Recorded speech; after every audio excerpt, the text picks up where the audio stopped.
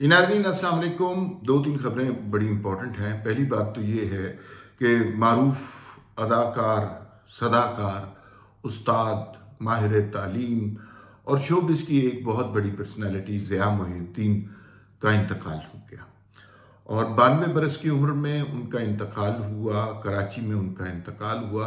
नैपा के वो ताहयात सदर थे या चेयरमैन थे, एग्जैक्ट मुझे ओहदा नहीं पता, लेकिन जो भी वो थे उसके मोहतमिम थे, उसके चीफ थे और उसमें उन्होंने बहुत अच्छा काम किया।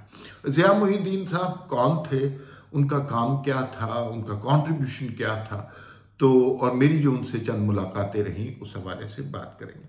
सियासी फ्रंट पर एक बड़ी दिलचस्प अजीब आपको खबर सुनाते हैं और वो ये है कि इस वक्त इमरान खान और मरीम नवाज एक पेज पर है।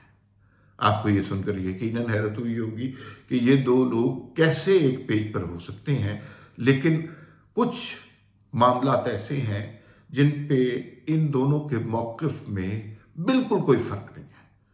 यूँ लगता है कि जैसे किसी ने किताब लिख के दी है और दोनों एक सा स्क्रिप्ट पढ़ रहे हैं। वो स्क्रिप्ट क्या है और किस शख्सियत के ख़िलाफ़ ये एक हो गए हैं, उसके हवाले से बात करनी है आपसे।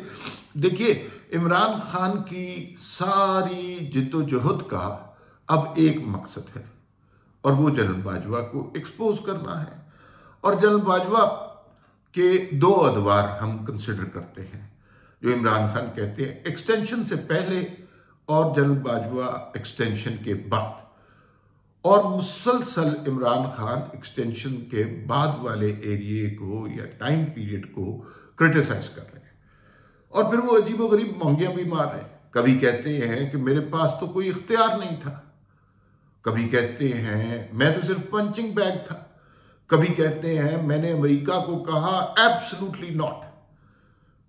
अगर आप पंचिंग बैग थे तो आप जनरल बाजवा को तो ना नहीं कर सके और उन्होंने आपको जूतियां मारी और आप उस पर सर झुका के बैठे रहे, तो आप अमेरिका को कैसे एब्सोल्युटली नॉट कह सकते हैं? तो जो कुछ तहरीक इंसाफ वाले हैं उनको ये बात समझनी चाहिए कि उनके साथ बहुत बड़ा धोखा हुआ। वो जिन्होंने गाड़ियों के ऊपर लिखा था एब्सोल्युटली नॉट, उनको चाहिए कि वो खुरच खुरच कर फेंक दें। गाड़ी भी खराब की, स्टिकर के पैसे भी लगवाए। उधर खान साहब कह रहे हैं कि अमेरिका के साथ तो मेरे कोई लड़ाई नहीं। असल में बात यह है कि इंटरव्यू वॉइस ऑफ अमेरिका का था। खान साहब मुंह पे थोड़ी कोई बात करते हैं, इतना हौसला नहीं है। तो उन्होंने कहा नहीं अमेरिका तो बहुत अच्छा है, अमेरिका के तो मतलब एहसानात मेरे पे जितने हैं। लेकिन असल में जनरल बाजवा थे कल को, और इससे पहले जनरल बाजवा की जान छोड़ दी थी, उससे पहले एक दिन जरदारी साहब के पीछे पड़ गए कि असल साजिश जिसने की है उसका नाम आसिफ जरदारी है और मेरे कत्ल की, मुबैना कत्ल की साजिश में भी वो इन्वॉल्व है। आसिफ जरदारी साहब से फारिग हुए तो एक दिन अचानक मोहसिन नकवी साहब के पीछे पड़ गए, निगरान वज़ीर। असल साजिश जो है ना वो जो है वो मोहसिन नकवी ने की है, असल बंदा ये है। और अब लोग डर रहे हैं कि ये पैमाना गिरता जा रहा है, अमेरिका से जनरल बाजवा, जनरल बाजवा से आसिफ जरदारी, आसिफ जरदारी से मोहसिन नकवी, तो आगे ये बात कहाँ रुकेगी?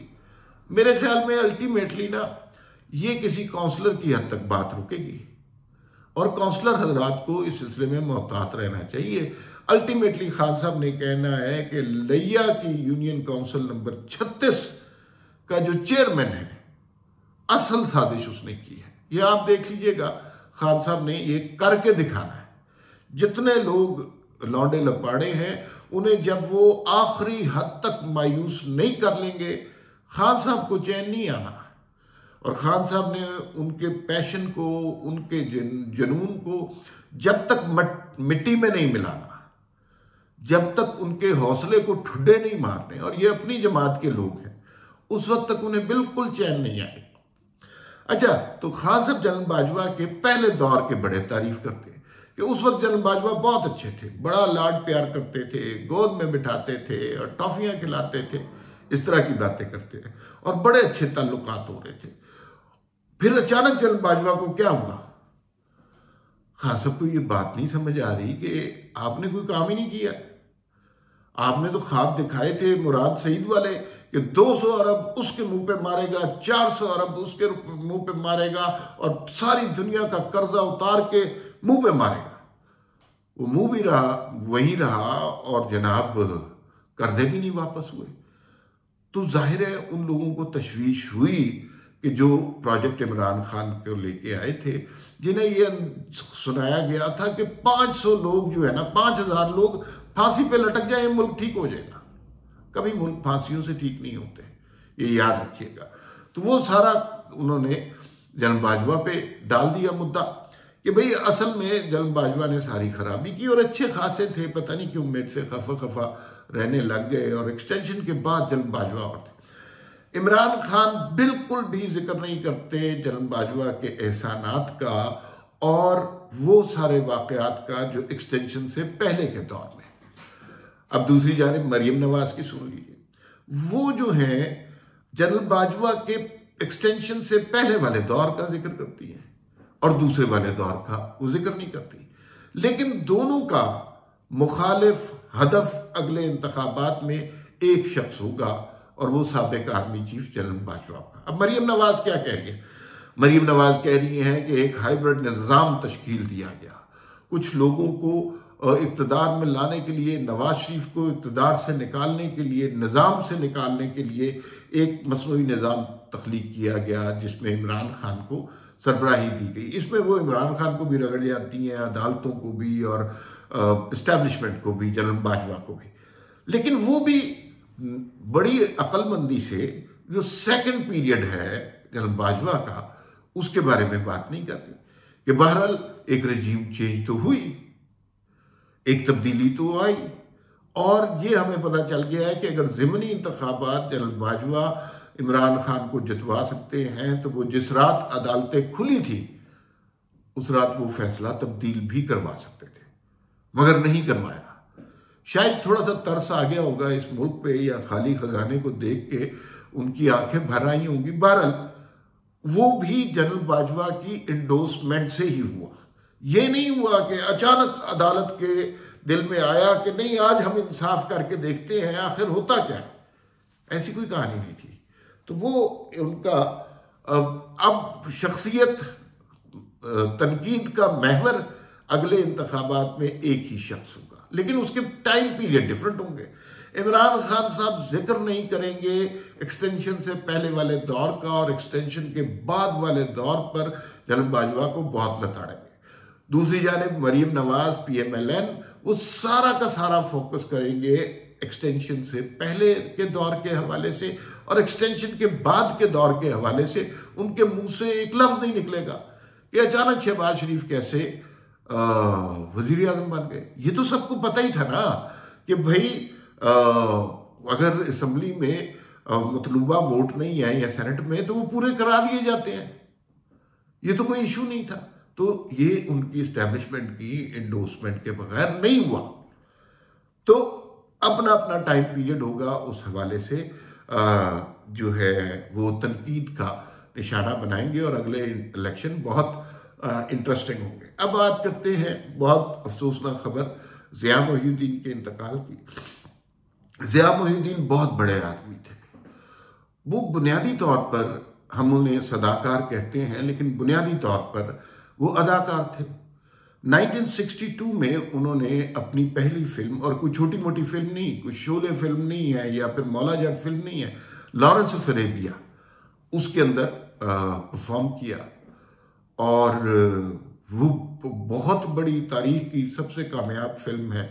और उसके बाद जो है उन्होंने अदाकारी, शेक्सपियर बहुत किया। शेक्सपियर के वो बुनियादी तौर पे अंग्रेजी के आदमी थे। शेक्सपियर बहुत किया, ब्रॉडवे बहुत किया, थिएटर बहुत किया और उसके बाद वो सदाकारी में आ गए। पाकिस्तान में जाहिर आए, पाकिस्तान में फिल्म बनने का तो रवाज ही नहीं है। एक ट्रांसजेंडर्स पर एक फिल्म उन्होंने की, इमैकुलेट कॉन्सेप्शन, वो भी बड़ी मुतनाज़ा और मकबूल फिल्म हुई। ज़िया साहब जिंदगी में ना बड़े मुश्किल आदमी थे। मतलब जिस तरह मैं आपके सामने बात कर रहा हूँ इस तरह उनके सामने बात नहीं हो सकती थी। मेरी बहुत मुलाकातें रही, इसलिए कि ये जो जुमला मैंने बोला है इसके अंदर 29 गलतियां उन्होंने निकालनी थी, तलफ़ुज़ की, लहजे की, अंदाज की, उसलूब की, कि ये लफ्ज़ इस तरह होता है, इसका मखरज इस तरह है। उन्हीं के बारे में ये सुना कि एक फिल्म में उन्हें काम करने को कहा गया, वहाँ एक लफ्ज़ का तलफ़ुज़ समझ नहीं आया, बरतानिया की बात, और वो उस लफ्ज़ की खोज में, दुरुस्त तलफ़ुज़ की खोज में बरतानिया से इंडिया, दिल्ली और आगरा की लाइब्रेरियों की खाक छानते हुए 3 माह के बाद सेट पे पहुंचे और कहा कि दुरुस्त लफ्ज़ ये है, उस ज़माने में ये था, बहादुर शाह ज़फ़र के ज़माने में इसकी शक्ल इस तरह बिगड़ी। इतने वो मटिकुलस आदमी थे। उनकी ज़ाती ज़िंदगी में, मतलब आप घर में जिस तरह रहते हैं, तो मतलब अगर आपका रिमोट टेलीविज़न का ज़रा सा टेढ़ा पड़ा हुआ है या कहीं इधर उधर पड़ा हुआ है, तो आप जैसे लोगों को परेशानी नहीं होती। लेकिन ज़िया मोहिउद्दीन साहब के लिए ये कम अज़ कम क़यामत थी। उनकी हर चीज़ ऑर्गेनाइज, स्पिक एंड स्पैन, और वो सेंटीमीटर के एतबार से उस तरह लगी हुई होनी चाहिए। ज़रा सी कोई भी चीज़ हो जाए तो वो उससे बहुत सख्त नाराज़ होते थे और उनकी तबीयत पे बड़ा बार आता था। और नैपा, वो जो कराची में, ये बुनियादी तौर पे जनरल मुशर्रफ ने एक प्रोजेक्ट शुरू किया था, बहुत अच्छा प्रोजेक्ट था, और उसके अंदर पाकिस्तान के बड़े बड़े लोग शामिल हुए। ज़िया साहब ने उसको हमेशा हेड किया, और उसके बाद नफीस अहमद खान जो सितारिस्ट हैं, वो म्यूज़िक एकेडमी को हेड करते थे। अरशद महमूद साहब म्यूज़िक को देखते थे, कंपोज़र हैं। राहत काज़मी साहब ड्रामे को देखते थे, और बड़े बड़े नाम वहाँ पर। और उसमें आर्ट की तरवीज के लिए, प्रमोशन के लिए बहुत ज़्यादा काम किया गया। तो ज़िया साहब के जाने से बहुत बड़ी कमी वाक़ई हुई है, क्योंकि लफ्ज़ को ऐसे तलफ़ुज़ के साथ बोलना अब इस दौर में मुमकिन नहीं है। फिर अच्छा, चूंकि वो सदाकार थे, परफॉर्म करते थे किसी का लिखा हुआ, तो खुद राइटर नहीं थे, तो फिर राइटर की उनके यहाँ बहुत इज्जत थी। मुश्ताक यूसुफ़ी साहब के इक़्तिबासात वो अक्सर पढ़ा करते थे। एक तकरीब में मैंने उन्हें मुश्ताक यूसुफ़ी साहब के साथ देखा, यानी मुश्ताक यूसुफ़ी साहब स्टेज पे थे, ज़िया साहब स्टेज से नीचे थे। तो वो राइटर का इतना एहतराम करते थे कि वो दोनों हाथ बांध के स्टेज के साथ खड़े हुए, जहाँ से मुश्ताक यूसुफ़ी साहब ने उतरा था, गर्दन झुकी हुई थी, और जिस एहतराम से उन्होंने मुश्ताक यूसुफ़ी साहब का इस्तकबाल किया, वो देखने से ताल्लुक़ रखता था। तो जाहिर है बड़े लोग वही बनते हैं जो दूसरों का एहतराम करते हैं, और अल्लाह ने उन्हें बहुत शोहरत दी। बहुत ही मुनज़्ज़म ज़िंदगी उन्होंने आखिरी लम्हे तक गुजारी, और ज़िंदगी में बेतरतीबी का उनको बिल्कुल ख्याल नहीं था। बल्कि एक जुमला है, तो वैसे कोई मुनासिब जुमला नहीं, लेकिन चूंकि ये उस ज़माने में अखबार की खबर थी, तो इसलिए मैं आपको सुना देता हूँ। नाहिद सिद्दीकी उनकी अहलिया थी पहली, फिर उनकी डिवोर्स हो गई। जब डिवोर्स हुई तो उसके बाद नाहिद सिद्दीकी का अखबार में एक बयान आया, और वो बयान बड़ा अजीब था। लेकिन अगर आप ज़िया साहब की शख्सियत को जानते हैं तो फिर आपको वो बयान अजीब नहीं लगेगा।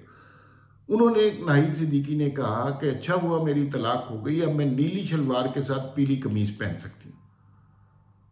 यानी ज़िया साहब को इस तरह के कॉम्बिनेशन और इस तरह की बेतरतीबी ज़िंदगी में पसंद नहीं थी, और वो इस कदर तरतीब थी कि वो अहलिया के लिबास तक पे बड़ी गहरी नज़र रखते थे कि इस तरतीब से चीज़ों को करना चाहिए। तो खैर बहुत बड़ा नुकसान हुआ जो सदाकारी में मयार ज़िया मोहिउद्दीन साहब ने हमें दिए। गालिब के खतूत जिस तरह पढ़े, इब्न इंशा को जिस तरह पढ़ा, फैज़ की शायरी को जिस तरह पढ़ा, और जिस तरह वो उन्होंने मुश्ताक यूसुफ़ी को पढ़ा, वैसी तरतीब, वैसी खूबसूरती लहन की हमें मैसर नहीं आ सकती। लाहौर में उनकी रवायत थी कि न्यू ईयर नाइट जो होती थी, हर साल चाहे कुछ भी हो, वो अमेरिका में हो, इंग्लैंड में हो, लाहौर में एक जगह वो अपनी सदाकारी के जौहर दिखाया करते थे। और ये 31 दिसंबर की रात होती थी। वहाँ पर वो कहीं पर भी हो, सबको पता होता था कि वो 31 दिसंबर को लाहौर में परफॉर्म करेंगे। और उनकी जो तैयारी होती थी पहले, वो बहुत खौफनाक किस्म की तैयारी होती थी। अगर उन्होंने कोई पीस पढ़ना है तो स्टेज के पीछे सहम होता था, खौफ होता था, और उस दौरान अगर माइक की आवाज़ ज़रा ऊपर नीचे हो जाए, साउंड सिस्टम वाला कोई चाय पीने बाहर चला जाए, ये चीज़ें एक्सेप्टेबल ही नहीं थी ज़िया साहब को। वो इस मामले में बहुत क्लियर आदमी थे और परफेक्शन की इंतहा थी। मतलब फर्ज कीजिए, ये मैंने देखा नहीं है, लेकिन कि चाय के कप में अगर वो 3 कतरे दूध के डालते थे और किसी दिन वो 4 कतरे डल गए दूध के, तो कम से कम कयामत आ जाया करती थी। ऐसे ही थे हमारे ज़िया साहब। और मुझे उनसे बहुत मुलाकात रही, बहुत सी यादें हैं, बातें हैं। मौका मिला तो मैं उस पर लिखूँगा भी। लेकिन एक अजीम आदमी थे, एक अजीम फनकार थे, जिसका बहुत बड़ा सफ़र रहा। ज़िया मोहिउद्दीन शो से, पीटीवी से उन्होंने अपने सफ़र का आगाज़ किया।